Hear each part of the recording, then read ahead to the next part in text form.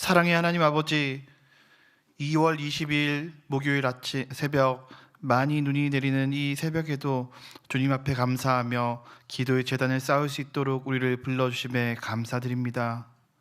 죄악된 세상 속에서 주님의 말씀에 순종하며 우리의 삶을 통해 예수 그리스도의 은혜를 나누는 삶의 예배를 올려드릴 수 있도록 우리를 인도하여 주옵소서. 우리 주 예수 그리스도의 이름으로 기도드립니다. 아멘. 네, 이 새벽에 기도의 자리로 나오신 우리 귀한 성도님들을 주님 이름으로 환영하고 축복합니다. 이 시간 찬송가 540장 주의 음성을 내가 들으니 함께 찬송하도록 하겠습니다.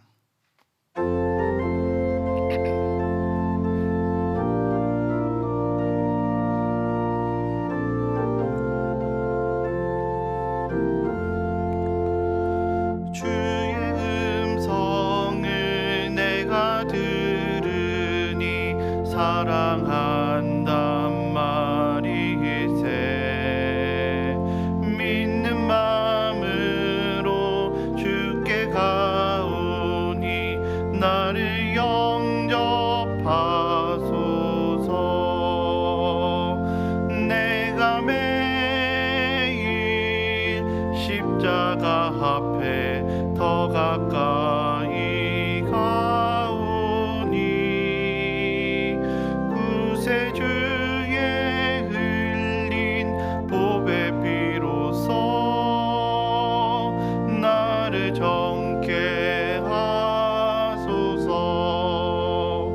주여 넓으신 은혜 베푸사 나를 받아주시고 나의 품은 뜻 주의 뜻같이 되게 하여 주소서. 내가 매일 십자가 앞에 더 가까이 가오니 구세주의 흘린 보배 피로써 나를 정케 하소서. 주의 보좌로 나아갈 때에 어찌하니 기쁠까. 주의 얼굴을 항상 배우니 더욱 친근합니다. 내가 매일 십자가 앞에 더 가까이 가오니 구세주의 흘린 보배 피로써 나를 정케 하소서. 우리 구주의 넓은 사랑을 증량할 자 없으며 주가 주시는 참된 기쁨도 헤아릴 수 없도다. 내가 매일 십자가 앞에 더 가까이 가오니 구세주의 흘린 보배 피로써 나를 정케 하소서. 아멘.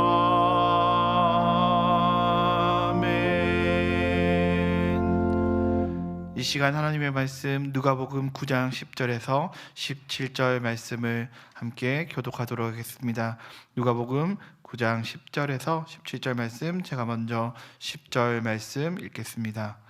사도들이 돌아와 자기들이 행한 모든 것을 예수께 여쭈니 데리시고 따로 벳세다라는 골로 떠나가셨으나 우리가 알고 따라왔거늘 예수께서 그들을 영접하사 하나님 나라의 말을 이야기하시며 병 고칠 자들은 고치시더라. 날이 저물어 가매 12 사도가 나와 여짜오되 우리를 보내어 두루 마을과 촌으로 가서 유하며 먹을 것을 얻게 하소서. 우리가 있는 여기는 빈 들이니이다. 예수께서 이르시되 너희가 먹을 것을 주라 하시니 여짜오되 우리에게 떡 5개와 물고기 2마리밖에 없으니 이 모든 사람을 위하여 먹을 것을 사지 아니하고서는 할 수 없사옵나이다 하니 이는 남자가 한 5,000명 되밀어라. 제자들에게 이르시되 때를 지어 한 50명씩 앉히라 하시니 제자들이 이렇게 하여 다 앉힌 후 예수께서 떡 5개와 물고기 2마리를 가지사 하늘을 우러러 축사하시고 떼어 제자들에게 주어 무리에게 나누어 주게 하시니 먹고 더 배불렀더라. 그 남은 조각을 12바구니에 거두니라. 아멘. 네, 오늘 2월 22일 새벽 기도로 나오신 여러분들 환영하고 축복합니다. 아침에 많은 눈이 옴에도 불구하고 또 주님을 사모하고 또 기도의 자리에 나오신 여러분들에게 풍성한 은혜가 있으시길 소망합니다. 오늘 우리에게 주신 하나님의 말씀은 우리가 너무나 잘 알고 있는 오병이어에 대한 이야기입니다. 오병이어의 기적은 예수님의 기적 가운데 모든 복음서에 다 나오는 특별한 그 사건이기도 합니다. 그만큼 모든 그 성경에 다 복음서에 다 써 있을 만큼 예수님께서 행하신 어떤 대표적인 기적이라 할 수 있을 것입니다. 그런데 오늘 본문에 나오지 않지만 요한복음 6장 4절에서는 이 사건이 일어난 시기가 유월절이 다가오는 시기라고 말합니다. 유월절이라고 하면 우리가 잘 아는 것처럼 유대인의 가장 큰 명절이라고 할 수 있습니다. 그들에게 가장 큰 명절을 앞두고 이렇게 많은 사람들이 모였다는 것은 기본적으로 그들의 생각 속에 조상들을 통해 계속해서 전해 내려왔던 광야에서의 이야기들, 그리고 유월절 이야기들, 아마도 예컨대 모세에 관한 이야기, 유월절 어린 양에 관한 이야기, 무교병, 그리고 그 조상들이 광야에서 생활했던 것들을 아마 기억하지 않았을까, 그렇게 살펴볼 수 있을 것 같습니다. 오늘 배경에 있는 또 곳은 벳세다라는 조용한 마을을 방문한 예수님과 제자들 로부터 시작됩니다. 그들은 수많은 무리가 그들을 따라온 것을 알게 되었습니다. 오늘 예수님과 무리가 만난 곳을 오늘 12절 말씀을 통해 보면 그곳을 빈 들이라고 이야기합니다. 우리가 잘 알고 있는 또 광야라는 말로 표현할 수 있는 곳일 수 있습니다. 여기 많은 사람들이 모였는데 여기에서 성경은 남자만 5,000명이라고 이야기합니다. 아마도 20세부터 60세까지 또 장정들을 일반적으로 남자의 수로 세웠기 때문에 아마도 전체 숫자는 거기에 2배수, 3배수, 15,000명에서 2만 명 되는 큰 무리가 될 수 있었을 거라 생각할 수 있습니다. 또 오늘 본문에서 나오지 않지만 요한복음에서는 이 상황에 대해서 예수님께서 빌립에게 물어보시는 장면이 나옵니다.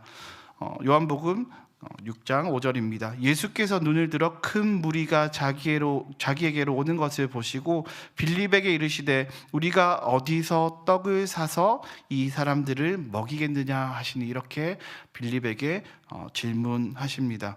예수님께서는 이미 어떤 계획이 있으셨지만 이 상황을 해결할 만한 충분한 능력이 있으셨지만 제자들 가운데 가장 셈이 빠르고 가장 통계에 밝은 현실을 직시할 수 있는 빌립에게 이것을 물어보셨습니다. 그런데 그 질문에 대해서 빌립의 대답은 예수님의 질문의 방향과는 조금 달랐습니다. 예수님은 어디서 떡을 사서 먹이겠느냐라고 물어보셨지만 빌립의 대답은 한 200데나리온 정도, 그러니까 전체 양이 이 정도 필요합니다라고 조금 다른 대답을 합니다.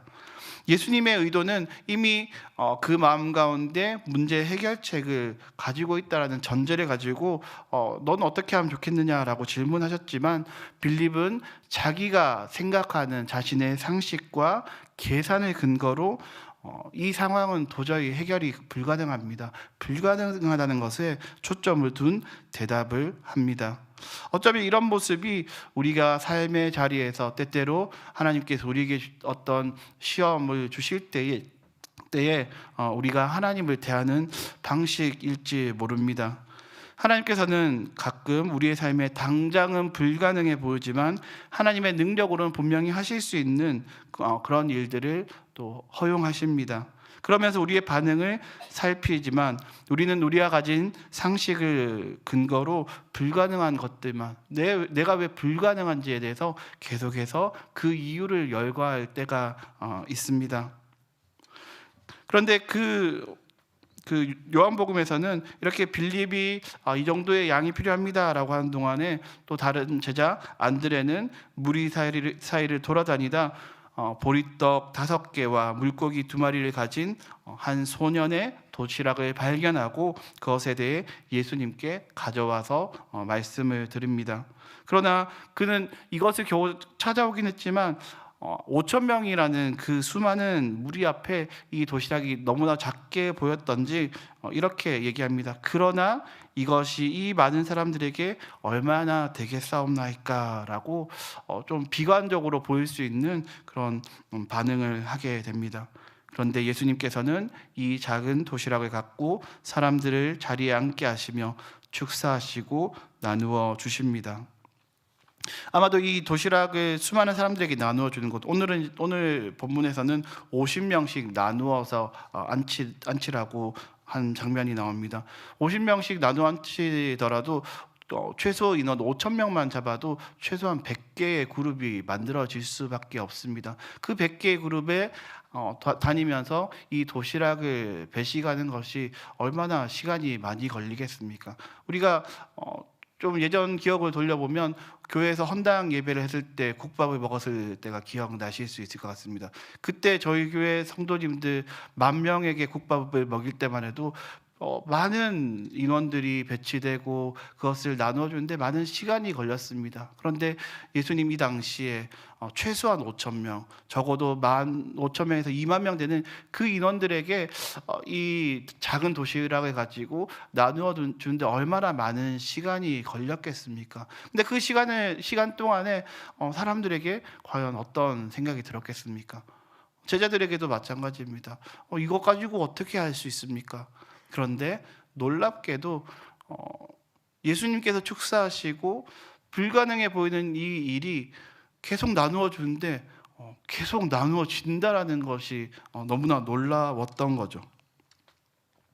사람들이 그냥 대충 조금씩 그냥 맛만 봤다도 아니고 본문에서는 배불리 먹었다라고 얘기합니다. 사람이 배불리 먹으려면 얼마나 먹어야 되겠습니까? 적어도 한 400g, 500g 정도는 먹어야지 배가 어느 정도 차지 않겠습니까?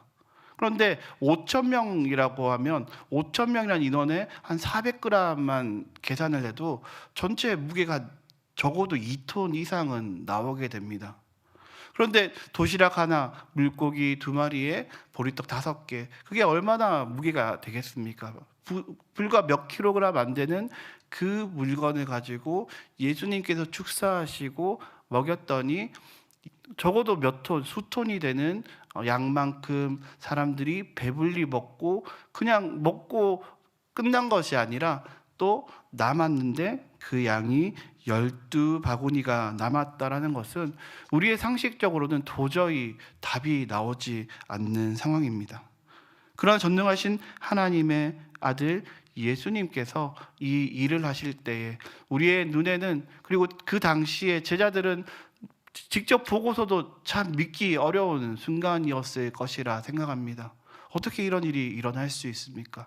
그것은 하나님이라는 우리의 상식을 뛰어넘는 초월적인 절대자의 개입이 있지 않고는 도저히 불가능한 일이기 때문에 그럴 것 같습니다. 이 말씀을 통해 우리의 삶을 돌아볼 때 우리에게 어떤 불가능해 보이는 믿음의 시험이 다가올 때 그때 우리가 경험할 수 있는 것은 먼저 나 자신의 부족함과 거기에 상반되는 하나님의, 그리고 우리 주님의 전능하심을 인정하게 된다는 것에서 이 놀라운 기적은 우리의 신앙에 굉장히 의미가 있는 것 같습니다. 그리고 내 앞에 놓여 있는 이 상황 가운데 내가 어떻게 해야지 주님을 영화롭게 할 것인가? 하나님, 도저히 나는 이 상황을 견딜 수 없습니다. 이것은 우리가 해결할 수 없습니다라고 그렇게 처음부터 내 상식과 내 계산의 근거로 포기할 것인가? 아니면 내가 할 수 있는 작은 것, 어떤 안드레가 나아가서 소년의 그 도시락을 가지고 와서 이거 겨우 아주 작은 해결책 가지고 왔지만 이걸로는 불가능해 보이는 그런 상황에서 어떻게 해야 될까?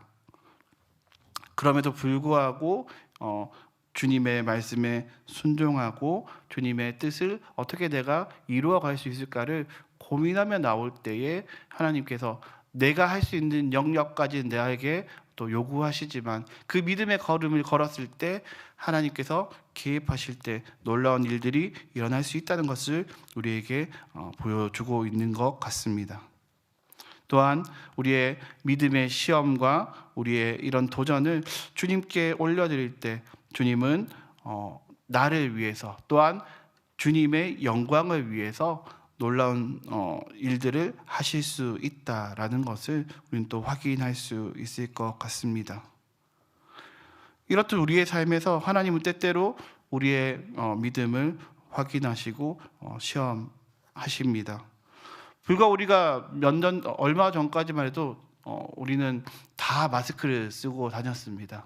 모든 사람들이 마스크를 쓰지 않으면 뭔가 잘못된 것 같고 뭔가 이 코로나가 도저히 끝날 것 같지 않는 그런 시간들을 보내왔습니다. 코로나 기간 가운데 제가 그 당시에 대학부를 섬기고 있었는데 대학부에서 코로나가 한창 진행 중일 때 연합 새생명 축제를 진행한 적이 있습니다. 그런데 그때 연합 새생명 축제를 한다라고 했을 때 많은 사람들이 우려를 했습니다. 이런 상황에서 우리가 하는 것이 맞습니까? 우리가 전도는 해야 되는 게 맞는데 이런 상황에서 나 믿기도 나 교회 다니고 나 예배 드린 것도 쉽지 않은 이 상황에서 믿지 않는 사람들 교회에 데리고 오는 것이 맞겠습니까? 라고 그렇게 물어보는 친구들이 있었던 것 같습니다. 어쩌면 이런 모습들이 우리에게 오늘 사건에서 빌립과 같은 모습일 수 있을 것 같습니다. 또 어떤 이들은 안드레와 같이 대답할 수 있겠죠. 제가 전도하러 다녀봤는데 전도 안 됩니다. 어떻게 전도할 수 있습니까? 좀 상황이 풀리고 코로나 끝나고 나면 그때 우리가 하면 안 되겠습니까? 그런 마음을 가질 수 있겠죠. 그것은 현실을 어느 정도 또 인지하면서 그렇지만 또 자기가 해보니까 참 쉽지 않다라고 또 그런 반응을 하는 것일 수 있을 것 같습니다. 그런데 하나님께서 그 코로나 기간 가운데서 새생명 축제를 할 때 놀랍게도 많은 사람들이 또 그 새생명 축제에 왔던 것들을 기억합니다. 지금도 마찬가지입니다. 코로나 기간이 끝나고 난 뒤에 여전히 많은 세상의 사람들은 교회에 다니는 것에 대해서 또 부정적인 인식을 가질 수도 있고 또 전도한 것이 참 쉽지 않은 세상이라고 생각할 수 있습니다. 제가 또 저희 교회 사랑의 전도단을 섬기고 있습니다. 근데 사랑의 전도단에 참 귀한 또 그 동역자들은 이런 코로나 시기 가운데서도 그리고 또 계속해서 점점 더 사회는 교회를 또 부정적으로 생각하고 또 교회 다닌 것에 대해서 세상 사람들은 뭔가 잘못된 것처럼 생각하는 이런 환경 가운데서도 또 믿음을 갖고 또 복음을 들고 나아갈 때에 그 가운데 또 하나님께서 함께 하셔서 또 열매가 있다라는 것을 볼 때 우리가 지금 보는 상황들보다 하나님과 함께 할 때는 해결할 수 있는 것들이 훨씬 많고 우리의 생각을 뛰어넘는 그런 역사들이 있다는 것을 경험할 수 있을 것 같습니다. 이제 2024년을 함께 또 시작한 지도 벌써 1월, 2월이 다 끝나갑니다. 이제 곧 교회 이제 봄 학기가 개강이 됩니다. 봄 학기가 개강하고 또 우리 또 영가족들이 또 각자에게 맡겨진 여러 가지 또 섬김들과 또 일터에서 가정에서 믿음 생활하고 하는 가운데 우리에게 다가오는 여러 가지 상황들이 있을 것입니다. 근데 그 상황 속에서도 우리가 주님을 의지하고 주님께서 우리의 나의 삶의 주인이란 것을 또 인정하고 믿음의 길을 걸어갈 때에 내가 생각했던 것 이상으로 하나님께서 역사하시고 함께 하시는 일들이 이루어질 수 있을 것을 소망합니다. 그런 믿음을 가지고 함께 또 기도하며 주님께 나아가는 우리 모든 영가족들이 될 수 있기를 간절히 소망합니다. 이 시간 오늘 말씀 함께 기억하며 기도하기 원합니다. 우리 앞에 여러 가지 상황들이 놓여 있을 거라 생각합니다. 경제적인 어려움이나 또 육신의 어떤 어려움 가운데 고통받고 있으며 도저히 해답이 나오지 않는 것 같은 그런 어려움 속에서 어떻게 해야지 내 삶에 답이 있을까 고민하고 계시는 우리 성도님들 있으리라 생각합니다. 내 생각으로는 불가능하고 내가 볼 때는 참 어려운 상황인 것 같지만 우리가 그 모든 것들을 전능하신 하나님께 맡겨드리며 하나님 앞에서는 불가능이 없다는 것을 인정하며 하나님을 의지하며 은혜 베푸신 하나님을 기대하고 또 그것을 소망하며 하나님의 말씀에 순종하는 삶을 살아야겠다는 결단의 기도를 함께 올려드리기 원합니다. 우리의 모든 환경과 상황을 하나님께 올려드린 기도를 드릴 때 다 같이 저를 한번 따라하신 후에 기도하기 원합니다. 주여 우리가 부르짖나이다. 주여 은혜를 주옵소서. 다 함께 기도하겠습니다. 사랑과 은혜가 충만하신 하나님 아버지, 오늘 우리에게 오병이어의 놀라운 기적의 말씀을 다시 한번 또 살펴볼 수 있도록 은혜 베풀어 주심에 감사드립니다. 하나님, 예수 그리스도께서 놀라운 기적을 행하셨지만 그것이 성경에만 기록된 것이 아니라 지금 현재 우리의 삶에도 동일하게 내가 해결할 수 없는 수많은 일들, 내가 도저히 감당할 수 없는 그 일들 또한 주님께 맡겨드리고 주님께서 하실 수 있다는 것을 우리가 신뢰하며 믿음의 길을 걸어갈 때에 하나님 나의 삶을 붙드시고 또 불쌍히 여겨 주시옵시고 하나님의 놀라운 은혜로 또 변화시켜 주시옵소서. 하나님, 내 삶에 하나님의 놀라운 기적들이 일어나기 소망합니다. 우리가 주 앞에 또 엎드리며 주님의 말씀을 신뢰하며 그 앞에 믿음의 길을 걸어갈 수 있도록 은혜를 베풀어 주시옵소서. 살아서 역사하시고 우리 모두의 삶을 주관하시는 하나님 아버지, 우리의 생각으로는 이해할 수 없고 도저히 해결책이 보이지 않는 것과 같은 상황 속에서도 하나님의 전능하심을 믿으며 하나님의 은혜를 구하고 말씀에 순종한 삶을 살아갈 수 있는 믿음으로 살아가게 하옵소서. 당장 내 앞에 놓인 상황이 어떠하든지 겸손하게 하나님 말씀 앞에 엎드릴 때에 은혜를 베풀어 주시며 가장 선한 길로 우리의 삶을 인도하여 주실 것을 신뢰하며 믿음의 걸음을 걸어가게 하여 주옵소서. 존귀하신 예수 그리스도의 이름으로 기도드립니다. 아멘. 다 함께 주님이 가르쳐 주신 기도 드리겠습니다. 하늘에 계신 우리 아버지여, 이름이 거룩히 여김을 받으시오며 나라에 임하옵시며 뜻이 하늘에서 이룬 것 같이 땅에서도 이루어지이다. 오늘날 우리에게 일용할 양식을 주옵시고 우리가 우리에게 죄 지은 자를 사하여 준 것 같이 우리 죄를 사하여 주옵시고 우리를 시험에 들게 하지 마옵시고 다만 악에서 구하옵소서.